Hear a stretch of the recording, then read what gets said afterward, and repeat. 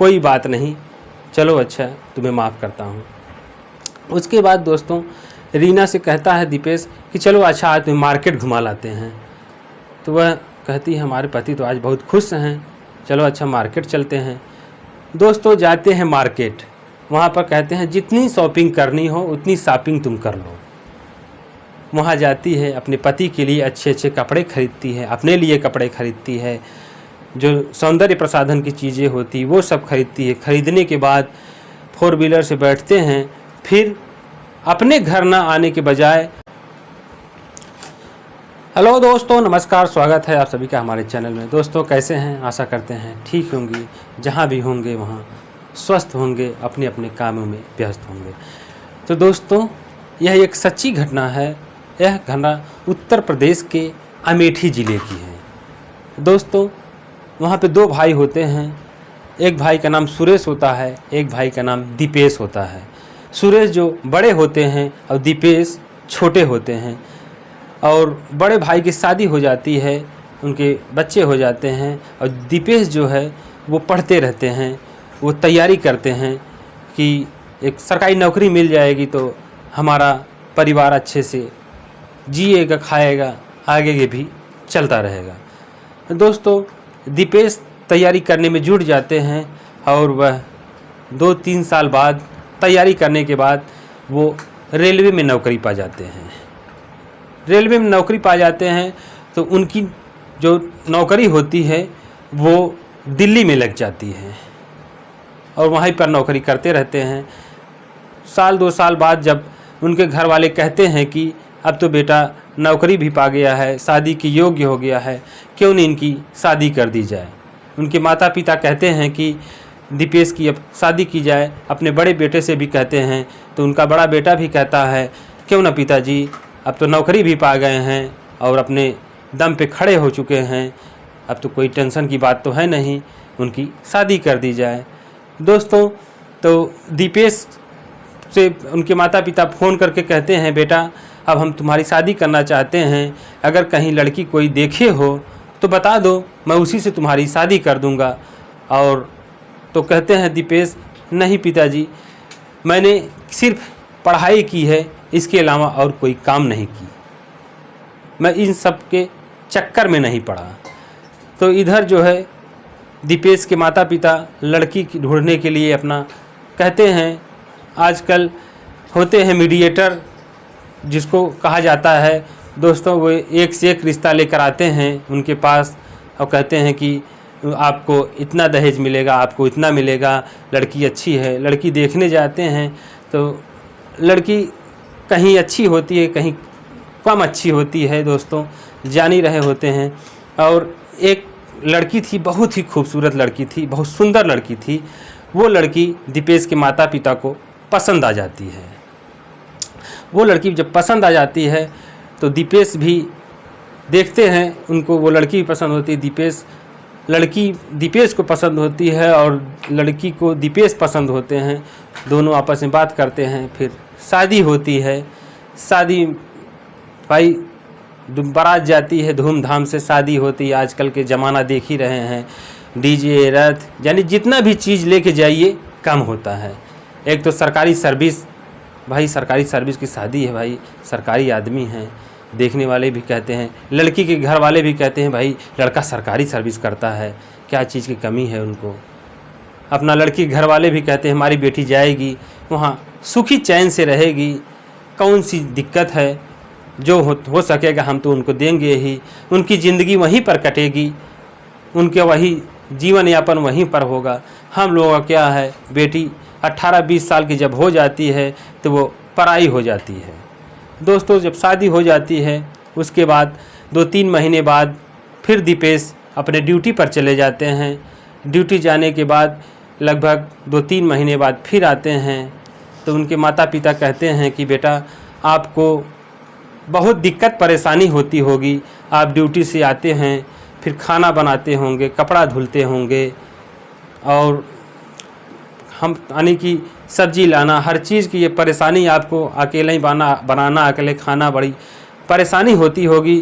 क्यों न बहू को भी साथ लेते जाओ, यहाँ पर एक बड़ी बहू तो है ही, वह अपना हम लोगों का देखभाल कर ही रही है और तुमको परेशानी ना हो इसलिए हम कह रहे हैं। तो दीपेश भी कहते हैं कि ठीक है पिताजी, अगर आप लोग कह ही रहे हैं तो लेके जाएंगे, कोई बात नहीं है। दीपेश जो है अपनी औरत को लेके जाते हैं, वहाँ एक प्राइवेट कमरा लेते हैं, उस कमरे में अपना दोनों लोग रहते हैं।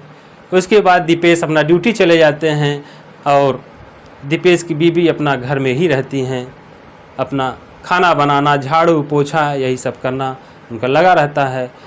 और उनको बोर ना हो, उनको मोबाइल भी दे दिए थे, टीवी भी लगवा दिए थे ताकि ये अकेले रह के बोर ना हो सके। शाम को दीपेश आते थे तो अपनी पत्नी से पूछते थे कोई दिक्कत परेशानी तो नहीं है। बोलती है कोई दिक्कत परेशानी नहीं है, मैं तो रहती हूँ, अपना खाना बनाना, चूल चौका ऐसे में समय निकल जाता है। दीपेश कहते हैं अगर ज़्यादा बोर हो जाया करो तो पड़ोसी के घर में भी चली जाया करो, थोड़ा जियान मान हो जाएगा।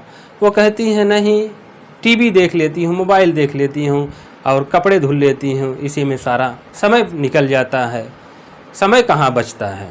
तो दोस्तों पहले चाय उनके घर बनती थी तो जो पाउच का दूध आता था उस दूध से चाय बनता था। और एक बार दीपेश सोचने लगे क्यों न दूध वाले से हम दूध लिया करें, उसकी चाय स्वादिष्ट होती है, उससे चाय बनाया जाए। तो दूधिया वाले से रोज़ वो आधा लीटर दूध लेने लगे। दुधारे वाले से कहने लगे कि भाई साहब आप आधा लीटर रोज़ दूध दे दिया करो, चाय इससे अच्छी बनती है। दूध वाला कहता है ठीक है साहब, हम दे दिया करेंगे।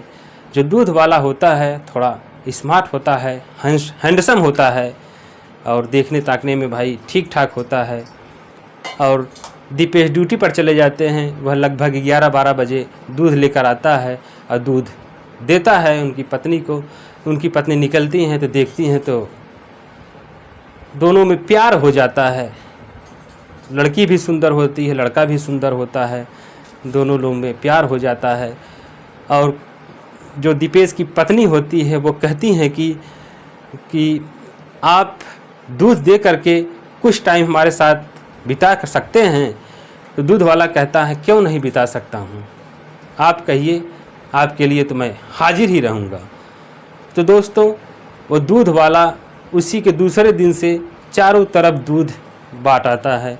बांटने के बाद आखिरी में इस रेलवे वाले कर्मचारी जो सरकारी नौकरी करते हैं इनके बीवी के पास सबसे आखिरी में आता है और यहाँ आता है, घंटे 2 घंटे बात करता है, उसके बाद तब जाता है। ऐसा करते करते 2-3 महीने बीत जाते हैं।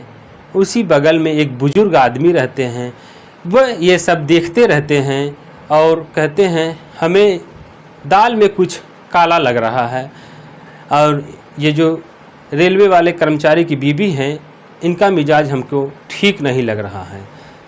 तो एक बार रेलवे से दीपेश आते हैं तो बुजुर्ग आदमी कहने लगते हैं बेटा थोड़ा अपनी पत्नी के लिए भी समय निकाल लिया करो, उनको भी समय दे दिया करो ताकि उनका जीव आन मान हो सके। तो दीपेश कहते हैं क्या बात है अंकल जी, हम कुछ समझ नहीं पाए। बोले बेटा आपके घर जो दूध वाला आता है वो जो है आपके घर घंटे 2 घंटे रहता है, लगभग 12-1 बजे आता है और 2-3 बजे तक रहता है, उसके बाद वह जाता है। यह मैं कई महीनों से देख रहा हूँ और मुझसे रहा नहीं गया तो मैंने बोला कि आपसे क्यों न ये बात कह दूँ ताकि आपको भी ये बात पता चल जाए। तो दोस्तों दीपेश कहने लगता है कि क्यों न मैं इसकी परीक्षा लूँ, हो सकता हो यह सही बात है कि गलत बात है। तो दोस्तों दीपेश एक बार कहते हैं अपनी पत्नी से कि मुझे 1 हफ्ते के लिए बाहर जाना पड़ रहा है और तुम अपना ध्यान रखना। बोली ठीक है आप जाइए, मुझे कोई बात की चिंता नहीं है, आप तो हैं ना, फ़ोन से बातें करती रहूँगी। बोले ठीक है। तो इतना कह के दीपेश ड्यूटी चले जाते हैं। उसके बाद जो दीपेश की पत्नी होती है वह दूध वाले से कहती हैं कि हमारे पति जी 1 हफ्ते के लिए बाहर जाना चाहते हैं, क्या तुम हमारे लिए रात में आ सकते हो? तो दूध वाला कहता है ज़रूर आऊँगा। तो कहता है कि आज रात को वो चले जाएंगे आज रात को आप आ जाइएगा। दोस्तों वह रात को 9-10 बजे दूध वाला आता है। जो दीपेश की पत्नी होती हैं वह खाना वाना बना करके खा पी करके दोनों लोग आपस में बातें करते रहते हैं। बातें करते करते ऐसे लगभग 2-3 बज जाता है और उधर जो दीपेश होता है वह रात को 10 बजे चले आते हैं। चुपके से उसी दरवाजे के पास बैठ जाते हैं और उन दोनों की बातें सुनते रहते हैं। जब उन दोनों की बात सुनते हैं लगभग 2-3 बज जाता है। उसके बाद कहते हैं, उनके पत्नी का नाम रीना होता है दीपेश का, कहते हैं रीना रीना दरवाज़ा खोलो। तो रीना सन्न हो जाती है, दंग रह जाती है। कहती है ये तो कहे थे कि मैं 1 हफ्ते के लिए बाहर जा रहा हूँ, ये रात में अचानक कैसे आ गए। तो वो लोग नग्न अवस्था में होते हैं, फटाफट कपड़े पहनते हैं। उसके बाद जो दूध वाला होता है उसको बेड के नीचे छुपा देते हैं। उसके बाद कहते हैं कि रीना 3 कप चाय बना दो, बहुत थक गया हूँ और थोड़ा चाय पी लूँगा तो मूड फ्रेश हो जाएगा। तो रीना फटाफट 3 कप चाय बनाती है। फिर सोचने लगती है कि 3 कप चाय बनाने के लिए कह रहे हैं, हो सकता है कोई बाहर हो, अभी आएगा। उसके बाद चाय बन जाती है, 3 कप निकल के आता है। उसके बाद दीपेश जो दूध वाला होता है उनका नाम शंकर होता है और तब चाय आ जाती है, रखी जाती है। कहती हैं शंकर, दीपेश कहते हैं शंकर आओ चाय पी लो। रीना दंग रह जाती है, कहती है कि इनको कैसे पता यहाँ शंकर भी है।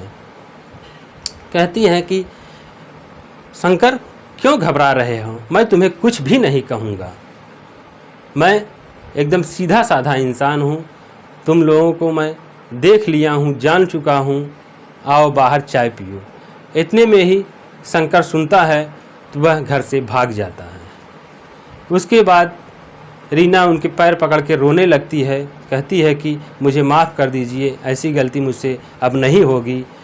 तो वो दीपेश कहते हैं कि मैं तुमको इतने इज्जत से रखा, इतने प्यार से तुम्हें रखा, हमारे माता पिता ने कहा कि बेटा तुमको परेशानी होती होगी, बहू को अपने साथ लेके जाओ। मैंने तुमसे पूछा भी कोई दिक्कत परेशानी तो नहीं है, लेकिन तुमने कहा कोई दिक्कत परेशानी नहीं है। तो वह कहती है हमारे पति तो आज बहुत खुश हैं, चलो अच्छा मार्केट चलते हैं। दोस्तों जाते हैं मार्केट, वहाँ पर कहते हैं जितनी शॉपिंग करनी हो उतनी शॉपिंग तुम कर लो।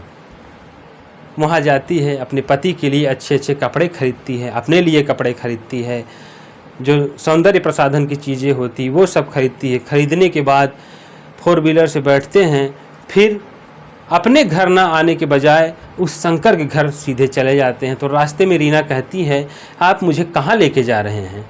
तो दीपेश कहते हैं कहाँ लेके जा रहा हूँ, जहाँ तुम्हारा मन है वहीं तो लेके जा रहा हूँ। कहती है नहीं साफ साफ बताइए आप मुझे कहाँ लेके जा रहे हैं। तो वह सीधे शंकर के घर पहुँच जाते हैं और शंकर की भी बीवी होती है, बच्चे होते हैं। वहाँ पर कहते हैं शंकर ये तुम्हारी बीवी है, आज से ये तुम्हारे पास ही रहेगी, हमारे पास ये नहीं रहेगी। हमारे अंदर कोई खोट था, कोई कमी थी, इसीलिए यह मुझे छोड़कर आपको पसंद की है। वहीं छोड़ करके दीपेश चले आते हैं और यह बात किसी को नहीं बताते हैं, केवल अपने ससुराल वालों को कहते हैं कि आपकी बेटी मुझे नहीं पसंद करती थी, किसी और को पसंद करती है, मैंने उसको उसके पास छोड़ दिया हूँ, अब वो आपके वो दामाद हैं, आपकी वो बेटी है, मैं आपका कुछ भी नहीं हूँ। दोस्तों ऐसे ऐसे समय बीतता है और शंकर के जो लड़के होते हैं, शंकर की बीवी होती हैं, वो सब उनसे बहुत काम करवाते हैं, रीना से बहुत काम करवाते हैं, खाना पीना नहीं देते हैं, टाइम से काम ज़्यादा से ज़्यादा करवाते हैं। वह बहुत बहुत रोती है, बहुत अपने मन को कोसती रहती है कि ये मैंने क्या कर दिया। धीरे धीरे समय बीतता गया। एक बार वह दोस्तों जाने लगी, परदेश जा रही थी। जब टिकट लेने गई तो वहीं पर देखी इनके पति वहीं टिकट काट रहे थे। जब टिकट काट रहे थे तो वहीं बिलबिला करके वो रोने लगी कहने लगी मुझे माफ़ कर दीजिए, मैं बहुत बड़ी गलती कर दी हूँ, अब ऐसी गलती मुझे नहीं होगी। और सब कर्मचारी थे और सभी लोग थे, वो सब देख करके कहने लगे कि ये कौन है, क्यों रो रही है, आखिर क्या बात है। तो दीपेश कहने लगे कि ये कोई नहीं है, इसको मैं जानता भी नहीं, पता नहीं क्यों रो रही है, क्या कारण है। तो दोनों लोग को बुलाते हैं, आपस में बैठाते हैं, बैठाने के बाद कहते हैं आखिर बात क्या है। तो दीपेश कहने लगते हैं कि मेरे माता पिता बड़े ही प्यार से मेरी शादी इनसे करवाए थे और कहे थे कि इनको लेकर साथ रहो तुम। मैं इनको लेकर के एक अलग रूम में रहने लगा और अपना ड्यूटी पे मैं आता जाता था। ये हमारे न रहने पर एक दूध वाले से प्यार करने लगी, उनको पसंद करने लगी और मुझ में कोई खोट थी, कोई कमी थी, इसीलिए मुझे नहीं पसंद करती थी। इसलिए मैंने इनको जिसको चाहती थी उनके पास इनको भेज दिया। अब ये हमारी कुछ नहीं है, ये अब उस दूध वाले की हैं जिनका नाम शंकर है। ये शंकर की बीवी हमारी बीवी नहीं है। लेकिन दोस्तों यहाँ पर वह अपने गलती के लिए बहुत पछतावा करती है, बहुत कहती है कि मैंने ये क्या कर दिया। जोश में होश नहीं खोना चाहिए दोस्तों। और लोग कहते हैं कि चलिए गलती कर दी, लेकिन इस गलती का पश्चाताप कीजिए और इसको अपना लीजिए। लेकिन दोस्तों दीपेश कहते हैं कि किसी भी पत्नी को ऐसा नहीं करना चाहिए। अगर पति आपकी सभी ज़रूरतें पूरा कर रहा है, आपकी हर कामना पूरी कर रहा है, हर चीज़ को दे रहा है, फिर भी उसके साथ आप विश्वासघात करेंगी, तो अगर वह आदमी जान जाएगा तो उसको कैसा लगेगा। लेकिन इतना समझाने बुझाने के बाद भी दीपेश मान जाते हैं और बीवी को अपने पास लेके आते हैं। दोस्तों क्या दीपेश ये सही किए या गलत किए, हमें कमेंट बॉक्स में ज़रूर बताइएगा। फिर मिलते हैं एक नई वीडियो के साथ, तब तक के लिए जय हिंद, जय भारत।